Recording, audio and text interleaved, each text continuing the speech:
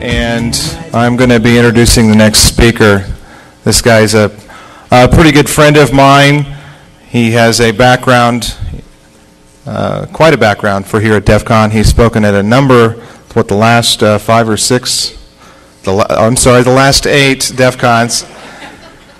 Obviously a very popular talk. I know a lot of you had to sit out there in the heat and wait to get in here.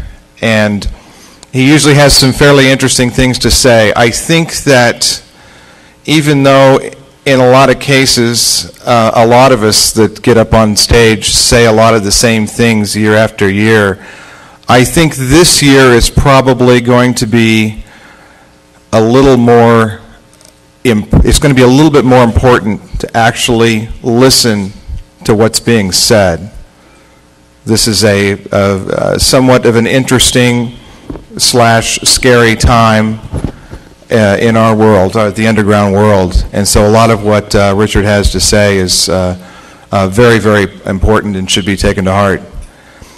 So anyway, without further ado, go ahead and introduce the neural cowboy himself, Richard Thieme. Thank you.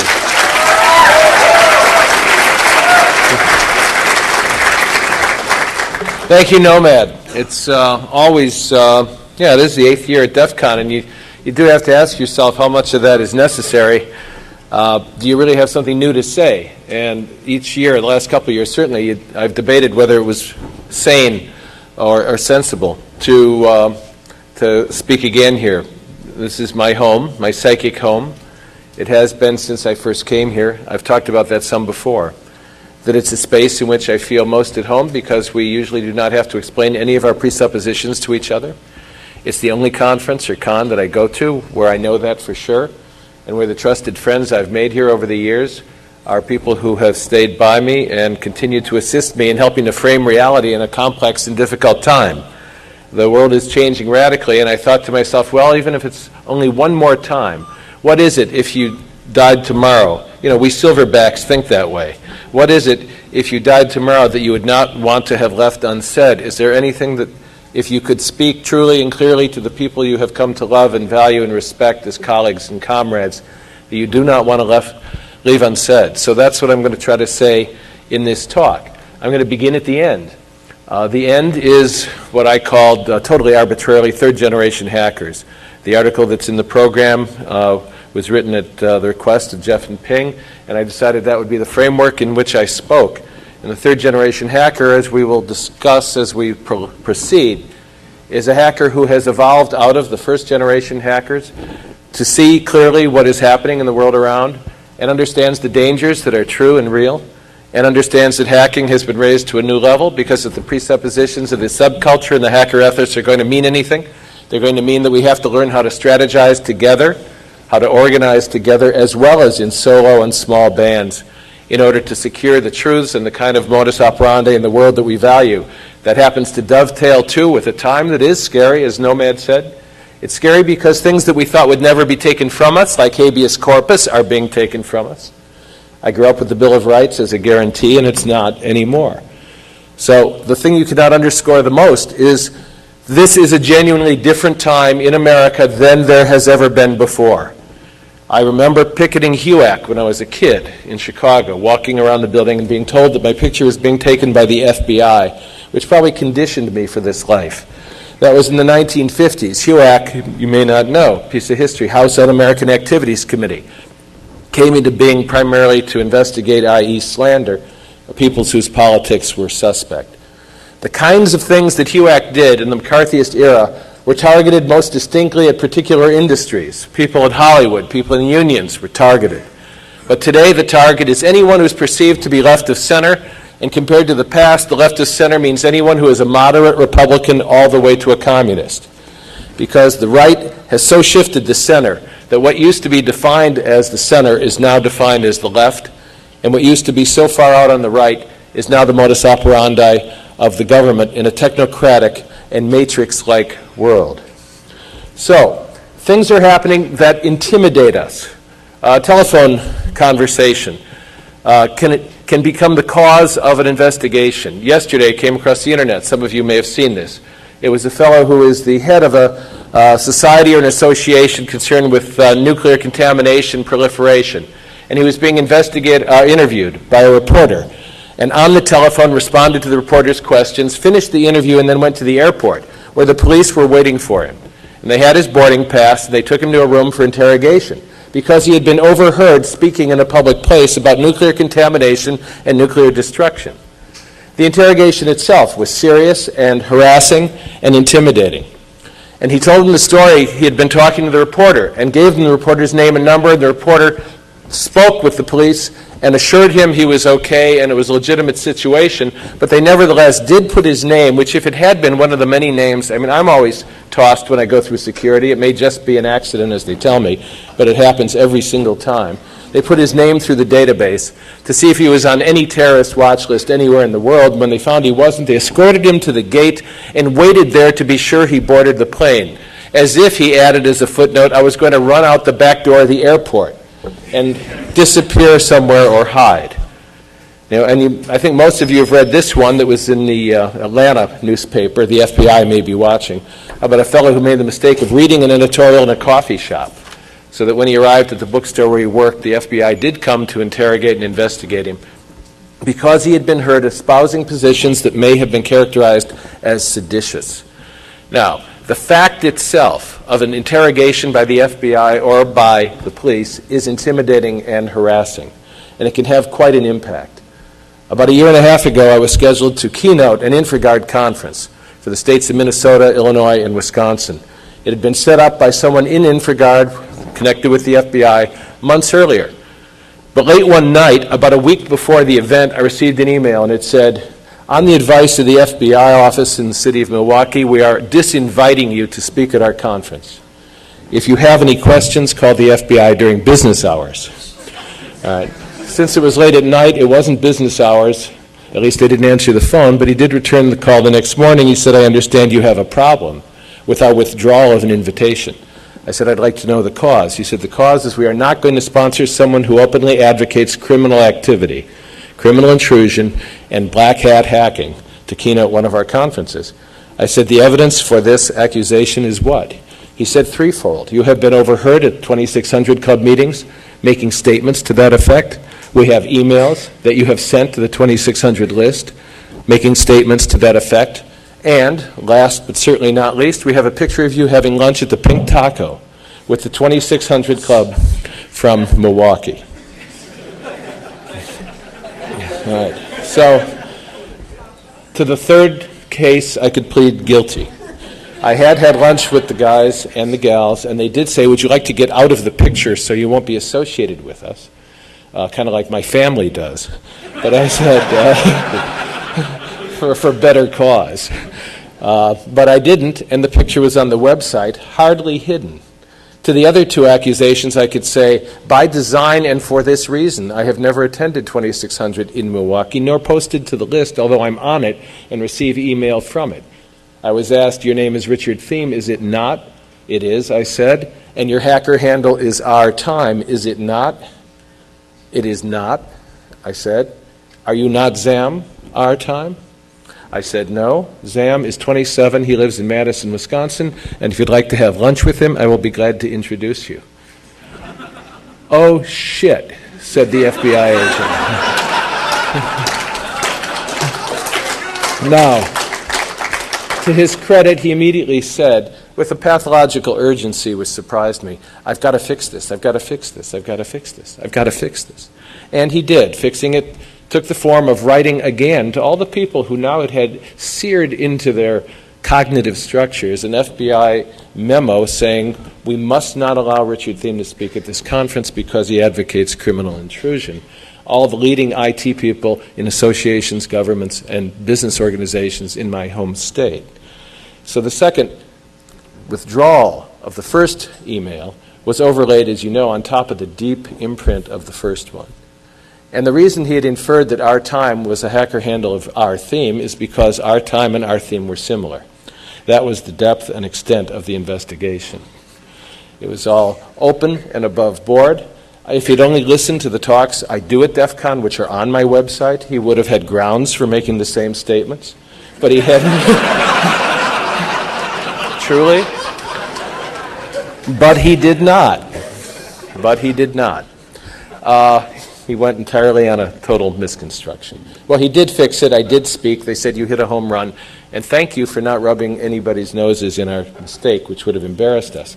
But the point I want to make is that was 1.5 years or 2 years ago, and I still think about it. I still feel about it because the FBI wields extraordinary power, and so do the police who are waiting at the gate to interrogate the head of an association for responding to reporters' questions in public. Because the environment in which we're working now is one tilting more and more and more in that direction.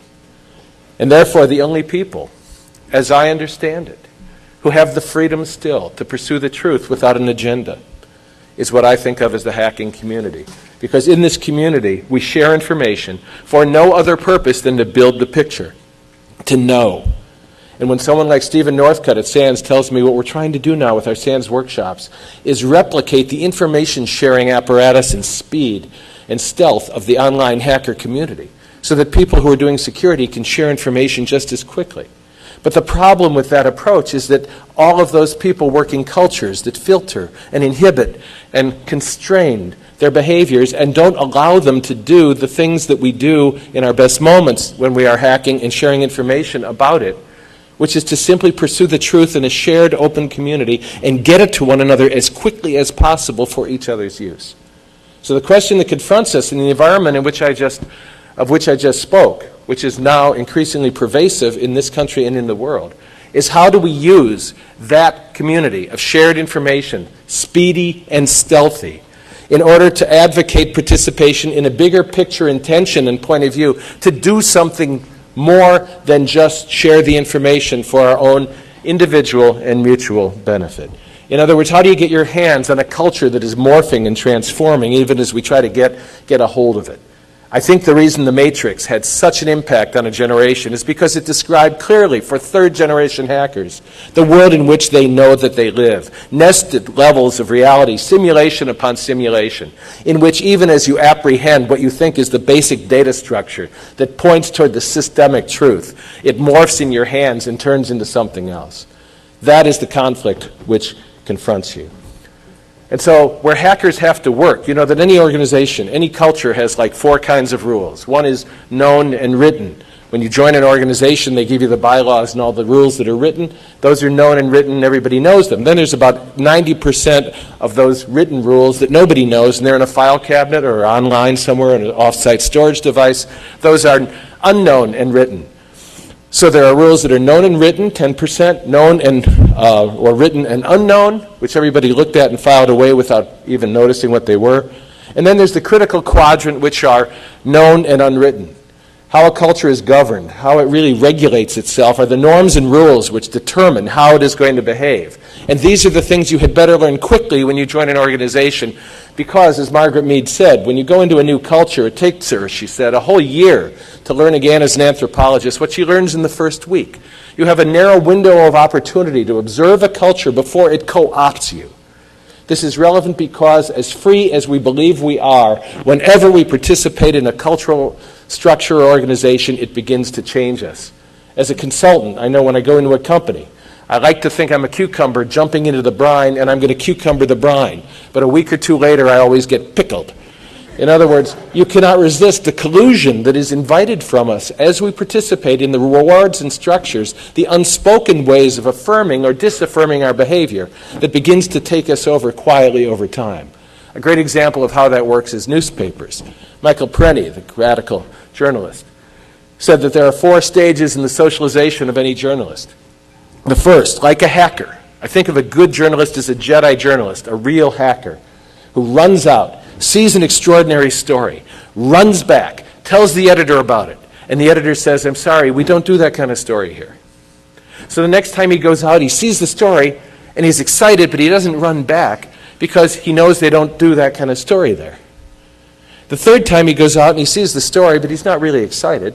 He notices it, and then later he goes back to the office. And the fourth time he doesn't even see the story anymore because he has been so totally assimilated or enculturated. I wish it really didn't work that simply, but it does.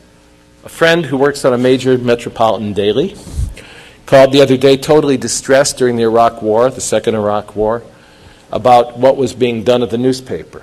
He saw the pictures laid out every night as they came in from the wire services, showing what looked to him like some significant brutality, some outrage, and some horror. But that was never the front page photo in our daily the next morning. It was some little girl dressed in a sari offering a flower to a smiling GI in a tank.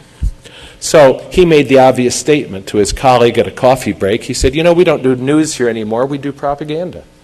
But a senior editor walking through heard him, and the next day he was given an assignment to investigate thoroughly the Al Jazeera website and do a story on what real propaganda looks like. And to do it in depth and detail, he took a whole week to do the exploration, and then it was one paragraph on page 34. He said the message was clear. Anytime you question the norms and values of the organizational culture, he said, suddenly you're not doing front page stuff, you're doing the Strawberry Festival in Cedarburg. So that's the way it works. And the question is, how can you hack the structure to go more deeply, even beyond the unwritten but known rules, to the fourth quadrant, which are unknown and unwritten?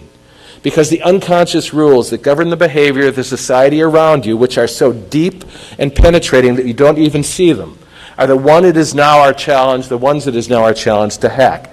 Because you have to see the invisible. You have to see the invisible structure. It's what hacking requires. Hackers, if they are worthy of the name, see deeply into the arbitrariness of structures, how form and content are assembled in subjective and seemingly random ways. And only then can you see how they can be subverted or defeated.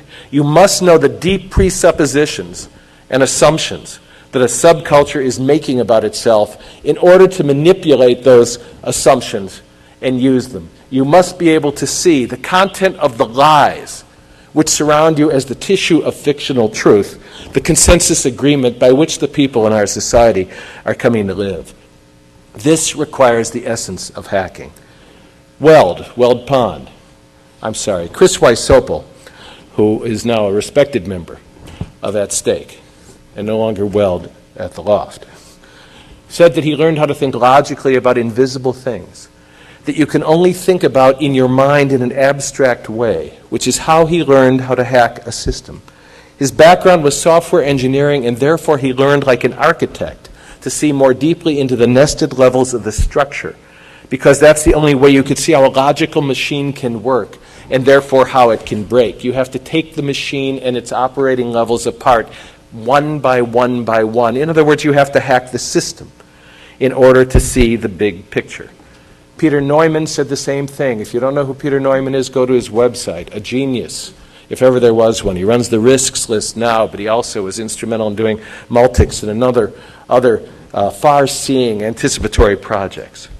He said top-down, big-picture thinking is essential to being a software engineer, because you have to see not only the granular details that engineers see, you have to see the big picture purpose for which it is intended, and that's the goal of this short speech, to say, please clarify and align yourself with the end or intention of the big picture thing it is you want to achieve by your hacking, because only then can you be able to maneuver safely in the matrix that surrounds us. Now I'm going to go to the beginning. The beginning is how it really is. How it really is described from a narrow point of view in a new book called All the Shah's Men, An American Coup and the Roots of Middle East Terror.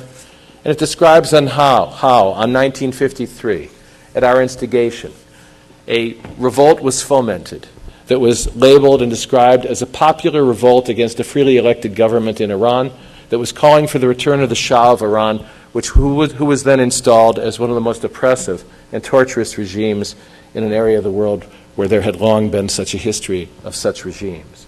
The British had wanted to get him out ever since Iran nationalized oil. And knowing the threat that was to the British interests who owned the oil, they offered to negotiate a deal that would give the British nevertheless plenty of money, but still the British did what they could to foment rebellion and unrest, and the British were thrown out. So they went to President Truman and asked him to please help them overthrow the freely elected government. He wouldn't do it, but Eisenhower, on the advice of his Secretary of State and other counselors, did. And therefore, we participated in a fictional coup, which we said was the result of popular concern, in order to secure oil for our interest and the people who owned the oil. I don't say there's any parallel between that and what is happening today. All right, I do. There is. We are being given a story that describes a complex, multifaceted event, but it does not describe it accurately, deeply, cleanly, or clearly, and it does not describe it truly. It is because management of perception, perception warfare, information warfare has become the cornerstone of warfare in the new battle space, which is fighting for the mind of society. And what the Matrix is about is the co-opting of that mind by structures, people, principalities and powers, evils that we cannot get our hands on easily, but which infuse and penetrate the space of our lives. It began in after World War II. And Dwight Eisenhower, famous general, saw clearly what was coming. And he warned at the end of his 2 terms of the military-industrial complex. Now, I know because you live in it that you can't see how extraordinarily different it was, what he said was going to emerge, and it has emerged in a form and with a power that is so much greater than he could have imagined or anyone could have imagined around 1960. By the military-industrial complex, he meant the collusion, the conscious collusion between all segments of the society, in government and in corporations, and in scientific research, and ultimately in the entertainment and media industries, which dominate perception. Hermann Goebbels, Minister of Propaganda in Nazi Germany, said entertainment is always the key to propaganda. You can always get something done in a Hollywood movie that you can't always get done on the editorial page because nobody reads the editorial page, but they do go to see Legally Blonde, too. So if you want to undermine an image or an idea or a way of thinking, you feed it with a sweet pill called entertainment. He was warning that there was a collusive attempt to overtake the mind of a society, and that if we were not careful, it would come to ultimately dominate and control every person in it. Simultaneously, there was the evolution of the closed world, which was the evolution in the military-industrial complex of computing. What you take for granted. It wasn't the only way it could evolve, but it was the way they chose to have it evolve. The pioneers of AI and the pioneers of mainframe computing devised a way of thinking about computing and its problems that created the matrix, an enclosed psychic space inside which we all live both really and metaphorically, and which we do not see because it is the water in which we swim.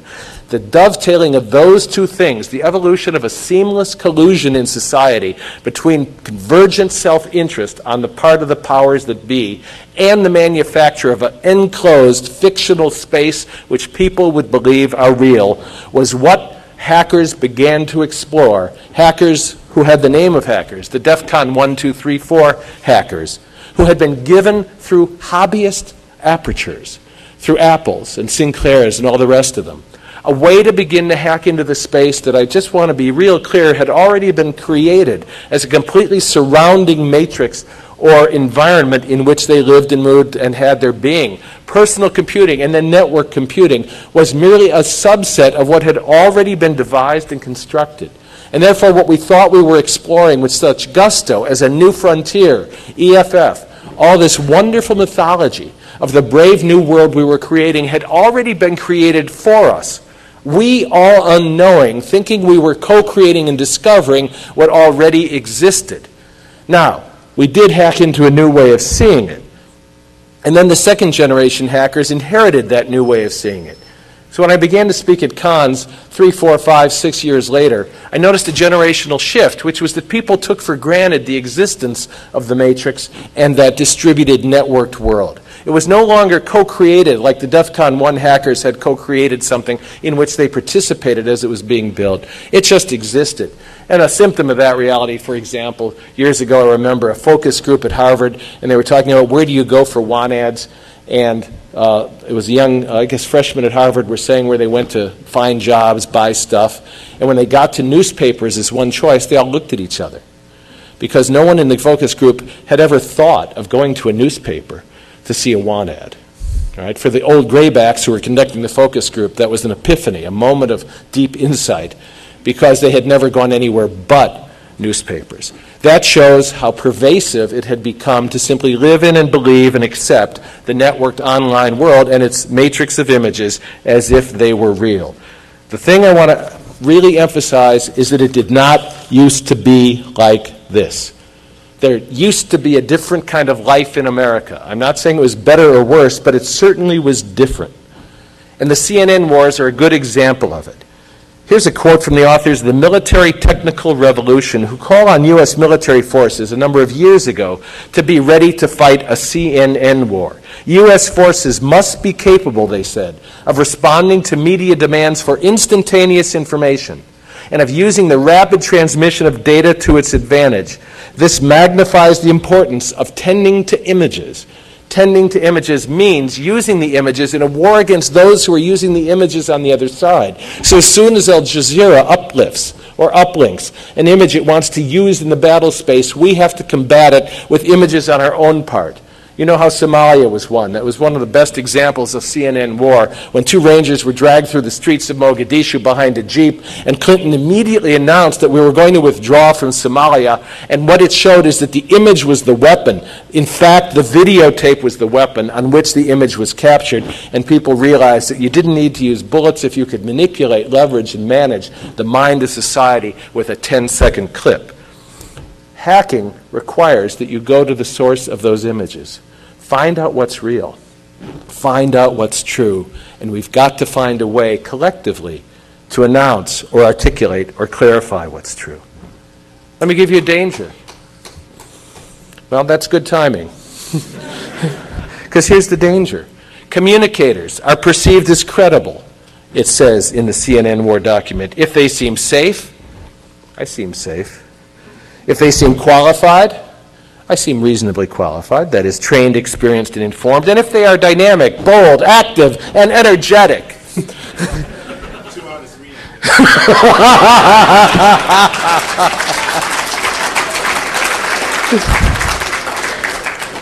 Down front, please.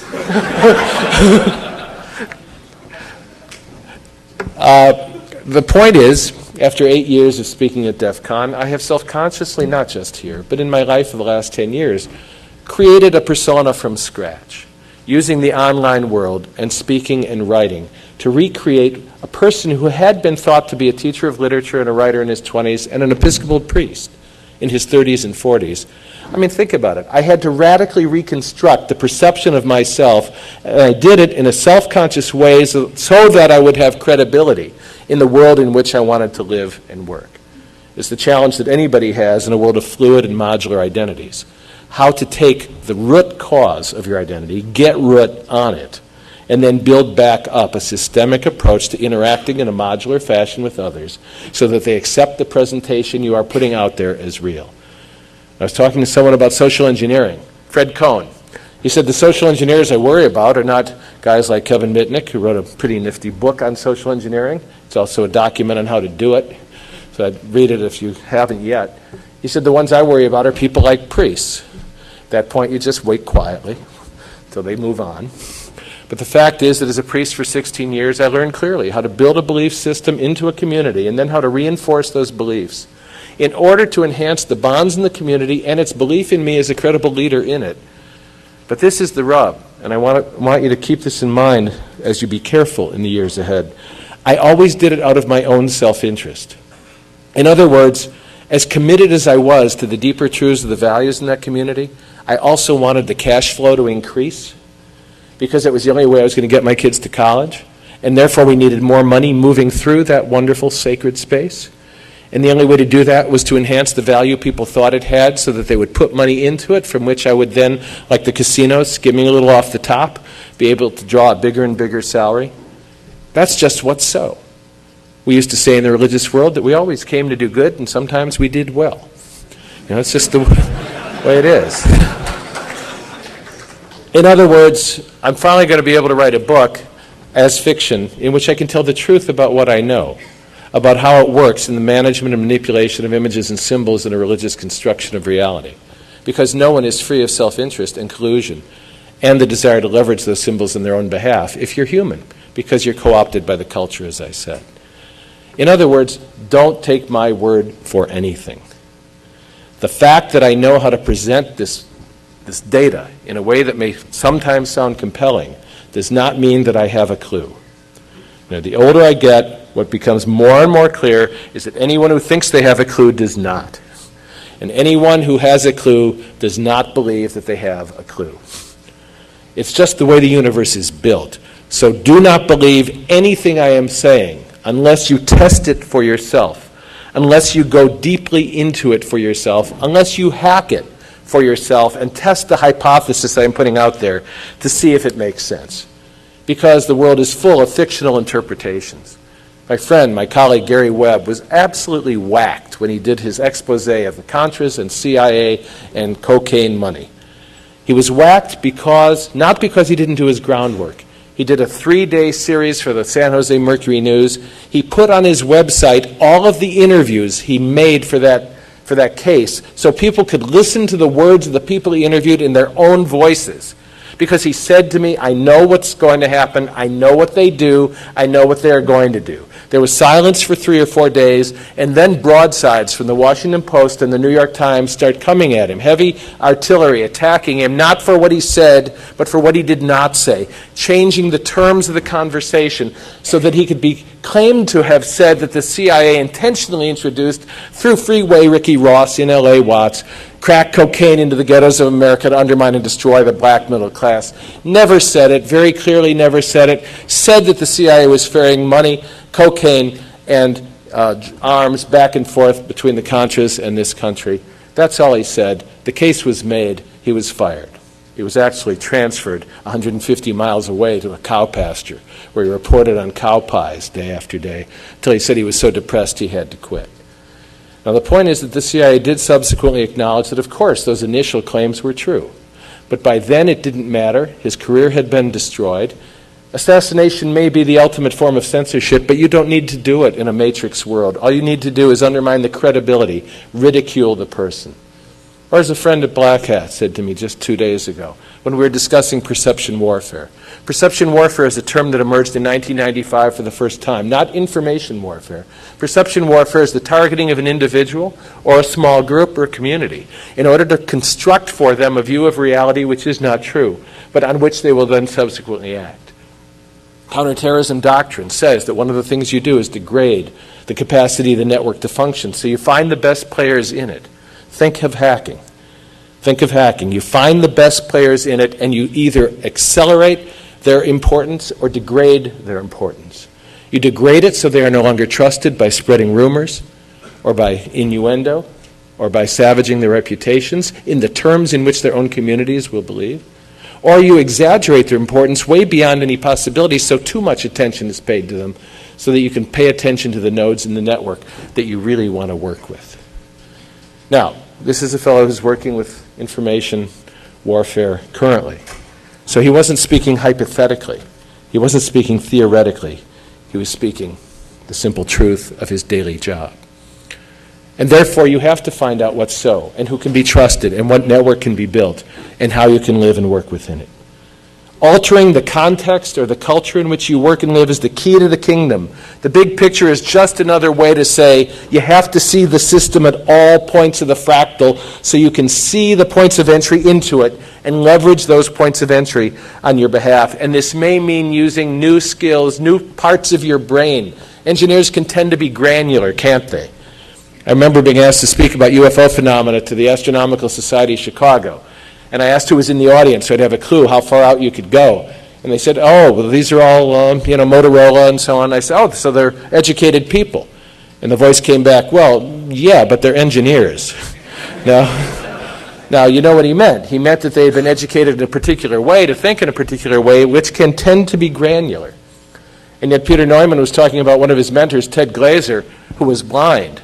And this is what he had trained his brain to do. He said he could stand in a cocktail party and listen to 4 or 5 or 6 conversations simultaneously. And when he left the party, he had all the knowledge he needed of all the directions of critical research at MIT because he had heard all of them flowing through his brain in a way he had trained it to compartmentalize and retain. He said he also trained himself to speed up tapes to 5, 6 times their normal speed so he could listen to a 1-hour lecture in about 8 minutes. Now, whatever it is you want to train your brain to do, I am simply suggesting you need to train it for new ways of thinking to respond to genuinely new conditions, what I call third-generation hacking. The brain is infinitely more plastic than we believe. And Peter was responding in my tale of someone who had learned Braille and how they have discovered that at any age, the brain will generate the neurons and begin reconstructing the areas of itself that enable you to learn through, in that case, the fingertips. You are never too young or too old to begin with an intention to train your brain, which is infinitely plastic, to learn a new way of thinking. And Peter Neumann said, anyone worth their salt in the hacking world is both right brain and left brain. They can see the granular details, but they also can build the big picture.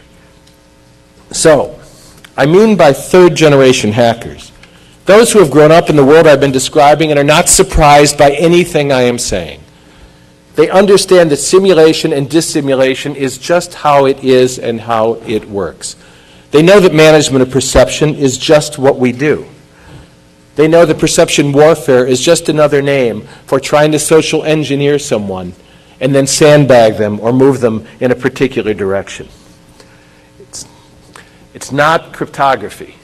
It's a totally different way of thinking. And what was it somebody said about cryptography? Cryptography is the opiate of the naive.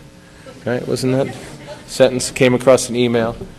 In other words, when you reduce the problem at any time to a single thing, as Bruce Schneier has finally learned, as Bruce Schneier has learned and now articulates so well, you learn that crypto, for example, the more you harden it, the better it gets, just enables you to sabotage the system in another way. And that's what Peter Neumann kept repeating. He would talk to Ron Rivest, and he would talk to Bruce, and he would talk to other cryptographers, and they would talk about the strength of their algorithms. Is that my phone? No. And he would point out, but yes, that's true, but the entire system can be subverted. And they would say, that's not my problem. In what I'm talking about, it is our problem. You have to see the system, and I'm talking about the big system that determines how you perceive the world. Don't underestimate what they're doing in the closed world. Everything I have ever been able to ferret out is 20 years, 30 years ahead of what hackers are doing. And yet hackers are still not getting caught. Not getting caught. The best of them are not getting caught. Why? Because they manage their egos. They do not repeat patterns of behavior. They move only in small, trusted, stealthy groups. 3, 4, 5, 6, 7, no more than 8 people at a time. They go into a system, they're there 20 minutes, they go out. Yes, there may be a packet somewhere in the gigabytes of data that shows they've been there, and it may be recorded on some tool that can be uncovered through forensics. But you're not going to spend $20,000, $30,000, $40,000 and more to find that packet in that huge haystack. So you learn what it is that others look for to detect your presence, and then you avoid doing what others are looking for. Because it's always at the connections that people make. When you're looking at a community to try to get in, you look at the nexus, you look at the doorway, you look at where the conversation is taking place to see what transpires. You may never be able to penetrate the inner circles of the concentric circles that ring out, but there must be a conversation that is taking place, and that is where you have to observe people in order to understand who they are, and that is where they observe you. Because you're never going to get the true story of our history ever again. I was walking through the Cryptologic Museum at NSA with a good and valued friend, and as we paused at the door of the room that said Cold War, he looked in it kind of wistfully and he said, "My life has been spent in that room." And I said, when will we ever get the story, the history of what really took place that includes what you really did? And he said, never. Because it is never going to be declassified. There's just too much to declassify, and it will be long after anyone is interested. And the point is that we no longer have a history. For those of us like myself who grew up with a single history, a shared mythology, it has come as a shock. For third-generation hackers, it doesn't. To know that we have histories, modules of history, which are all mythologies, many of which are not shared with other subcultures. And you have to be clear on how you are building the mythology yourself, the way Jerry Rubin and his pals built Woodstock as a mythology for another generation in the 60s. There are no histories. There are no histories that are true. There's only autobiography, and Nietzsche said, in the war between pride and memory, pride always wins. So there is never a true history that shows us to ourselves, as our own poor American history should be evident as evidence of right now.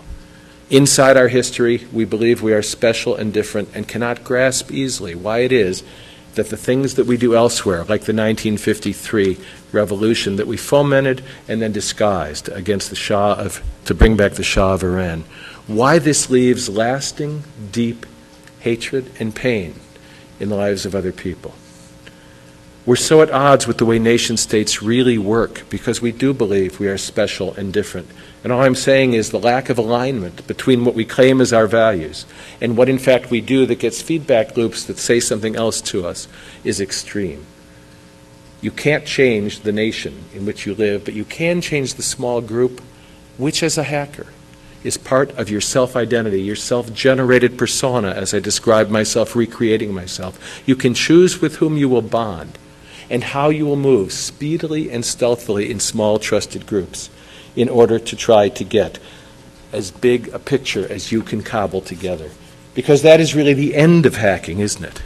The end of hacking is to get the pieces on the black market for truth and share them with one another so that you can know what is going on.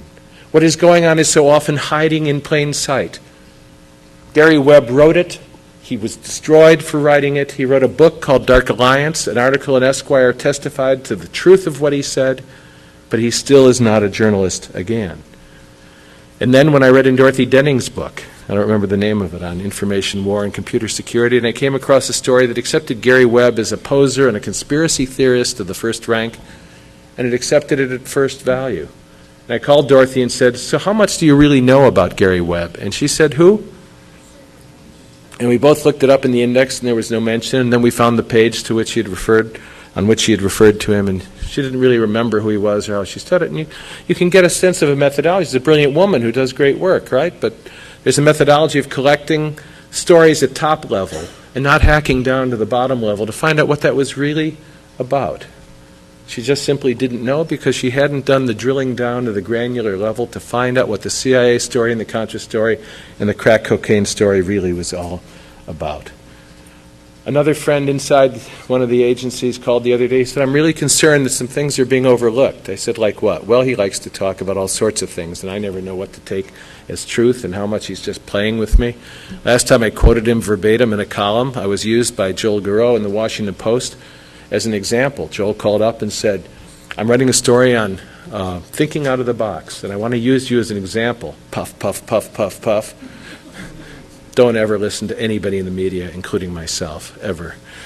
So he said, what companies do you work for? So I told him the names of companies. I've worked with GE Medical, and I've worked with UOP, and blah, blah, blah. And he said, great, thanks.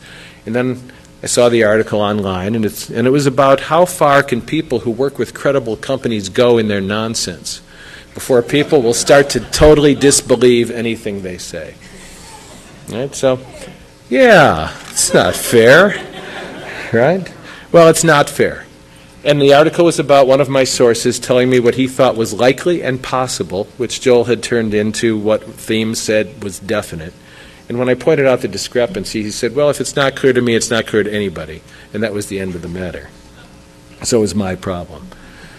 All right, so one of the things this wonderful source talks about now is train derailments. Has anybody noticed since 9/11 an increase in the number of train derailments? He's gone online and done some research, and he says they're up 20%. And yes, there are all sorts of reasons. Tracks are bad, weather, all kinds of conditions, human error that cause train derailments, but they're up 20%. So I went online and I started finding as many stories of train derailments as I could. And they're always the first story, and they always conclude with this: no one knows what caused the train to jump the tracks. Or something like this: 2 derailments in 2 weeks is extremely unusual. I've been with the company 20 years, and I can count on the fingers of one maimed hand. We didn't really say that, but I thought it sounded better. The number of times this has happened. It's 2 derailments too many. Different things can cause it, the track or the weather. It's too early to say what caused it. And all I'm saying is the story is always about people saying they don't know what caused it, and I have searched in vain for subsequent stories that tell you what caused it, and you never find them. You do find 9 derailleurs, a piece of railroad equipment used to derail trains, have been stolen recently, sources said, citing the FBI's weekly intelligence bulletin. It's strange, since their little use outside the rail industry, railroads have been targeted in the past by terrorists. I'm just saying here are bits and pieces, and I'm not making a claim that there has been an increase in train derailments in the past 2 years because terrorists are derailing trains. I'm saying you don't know. You don't know because the media has no interest, if it knew, in letting you know. For the reasons that my friend reported, the people who would write a story like that, like Gary Webb, are reassigned to a cow pasture or to the Cedarburg Strawberry Festival. They are not allowed to pursue the truth because it does not serve the corporate interest of the mass media to present the truth to you. And therefore, anyone who breaks the law by hacking into the original sources to find out what the hell is going on in the world that exists around them is called a criminal. And in the environment which I described, in which you can be pulled over at the airport because you spoke on a phone to a reporter, or because you read aloud an editorial in a coffee shop, can get a visit from the FBI, is one in which intimidation and harassment, dismissed by the agencies and police organizations that are doing it, can be used to create a climate in which nobody ever again speaks out, and for good reason. Who wants to get an email at 11 o'clock at night saying the invitation for you to speak and you make a living as a speaker has been withdrawn upon the advice of the FBI? And therefore, this is the Matrix. This is why the Matrix resonates, because it's truly the environment in which we find ourselves living. The true value of hacking is to share the truth with people. It is our culture, it is our ethos. But I beg you to be careful and clever in how you do that, because you must first establish as clearly as possible the bonds of trust and the bonds of an ultimate intention in your hacking. You have to learn first the tools of your trade to know how to go stealthily where you want to go in order to learn what is happening. Social engineering is always valuable because it is merely conversational. It is merely tilting the board so the stream of information runs downhill into the little pot in your lap, so that you can take the pieces you gather on the black market and cobble them together and then share that with other people. And you have to be aware that the media is ultimately, as it always has been, a means of manipulation and reinforcement for the powers that be. All of a sudden, after all the stories about how badly we were doing in Iraq, I noticed and I documented story after story after story within 72 hours all over the world about how well we were really doing in Iraq, and how come we were focusing on just a soldier here or a soldier there dying, only of relevance to his or her family after all, when what we were really doing was securing a nation for the peace and freedom of the future, and above all, securing that oil pipe so it could flow again, so wealth could be brought to the Iraqi people, the way peace and freedom had been brought to the Iranians. Hacking means knowing how to see through transparent lies. It means knowing how to feel when it doesn't work, when it's wrong. It means knowing how to talk to the people. Like Nomad's presentation and the Nomad Mobile Research Center is going to disclose in another hour what it is that we need to do in order to build structures of intention. The surrender of so many former rights, habeas corpus, the Lackawanna group, who plea bargained their way into jail because they were offered a choice of being considered enemy combatants, which means taking them out of the legal system, or remaining within the system and pleading guilty. Once you can threaten people in the system with taking them out of the system, you no longer have a system. And yes, as long as it's nothing but Arabs in Lackawanna, it's not a problem for us, is it? But when it's increasingly people on the left, and the left is perceived, as I said, to be anywhere this side of the far right, people talking on the phone in an airport to a reporter, when you can be intimidated in that way, then it is only a matter of time unless the tendencies that are having so much momentum right now are reversed, until it is not just Arabs in Lackawanna. The right to a trial is essential. It is no longer ours. The freedom not to be tortured during interrogation is no longer ours. Yes, they're shipped to friendly governments like Egypt or even Syria, which has designed a wonderful cell in which you can neither lie down nor stand up nor sit, but which you nevertheless relish because the only time you're taken out of it is to be tortured. And so the guy who has a German passport, who was telling people in Morocco not to worry about those who had been caught in the first al-Qaeda sweep, claimed when he was interrogated by various intelligence agencies his right to return to Germany on his German passport, and instead found himself in Syria 2 years ago in that cell and has not been heard of since. Or we can simply not torture people, just use what we call harsh interrogation. I've talked to people who do it in Guantanamo. If it's so effortless and kind to them, to keep them in a cage in the tropical sun, as Rumfeld said, a vacation, as it were, out of the cage 15 minutes a week. Or we keep them in a cell where the lights are so bright you can't even shut the light out with your eyelids, where the heat goes up to 110, then down to 20, back and forth, and you notice it because you're naked. And of course you're trembling because you haven't had enough food or drink, and there's loud, loud, loud noises. This is not torture, this is merely interrogation. The playing field has changed forever. You cannot move in this country anymore without papers. I remember when a moving picture of someone coming down the aisle of the train asking to see your papers meant you were seeing a World War II movie, and the person worked for the German government or the Gestapo. Things have changed. Third generation hacking is the ability, as a good friend of mine said, to recognize it and free the mind, to live vibrantly in a world without walls. How can we live vibrantly, he asked, knowing that people can walk through walls, that you can put on the cloak of invisibility and disappear? How can you use that power, which is not trivial? It is the essence of hacking. Do not be deceived by their uniforms or ours, by mine. Of course I'm wearing a DEF CON shirt. This is DEF CON. And a guy came up to me at the Association for Investment Management and Research and said, how come you're wearing a $500 suit? Why don't you wear one of those black outfits and pierce your chest with a titanium bar like you do when you're in Las Vegas? And he got the bar wrong. You know. He was thinking of AJ. And I said, obviously, I'm wearing the uniform that makes sense to the people to whom I'm speaking. Do not be deceived. There is no theirs or ours. There are only moments of awareness at the nexus, the connecting touch, where fiction and myth do in fact connect. There are only moments of convergence. But if it's all on behalf of finding out the real truth and disclosing it, then it is hacking. I have all this wonderful stuff on the UFO culture that I've explored, and maybe I'll do another talk on that somewhere else some other time. But it all shows what it's like in the wilderness of mirrors when you're trying to find out. And what happens to you if you find out the truth, I'll just include one from that world. When I thought for about 48 hours that I had what was as close to a smoking gun as I was ever going to find. Multiple witnesses, material residue, all still intact on a ranch in South Dakota. And so I finally told some people the story, and I learned, as Weld Pond said to me, well, just tell the story, and then all you lose is credibility, because you've been made to look ridiculous. Illusion, misdirection, ridicule. These three are the hallmarks of deception and cover, but ridicule is the greatest. You can hide the truth in plain sight, and even if you find the truth, no one will believe it. The truth of the hacking community, from way back. Look at the text files from the bulletin boards. It's fringe stuff because we knew the truth was likely to be found on the fringes and on the edges. We have always valued that fringe stuff. We know there's a lot of chaff there, but there's wheat too.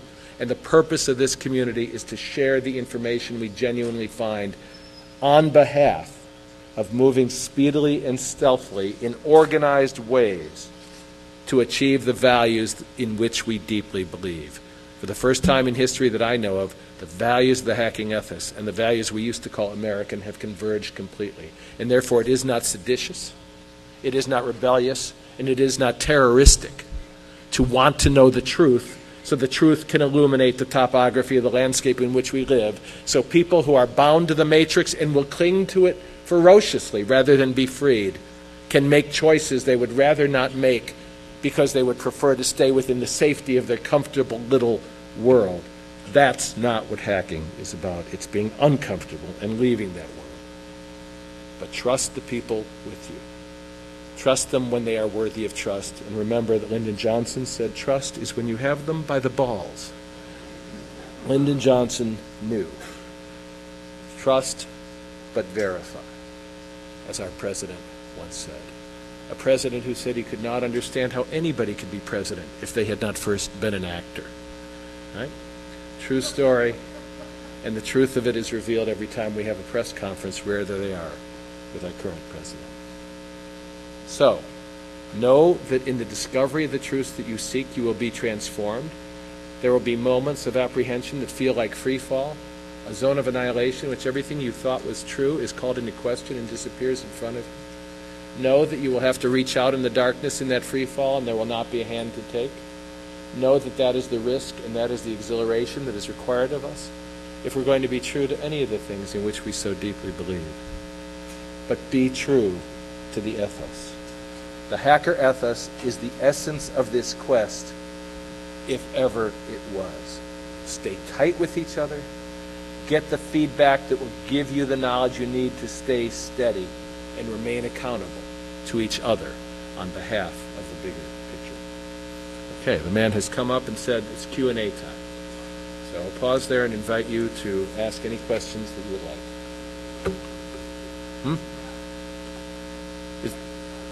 No Q&A. All right. Thank you. Thank you. Thank you.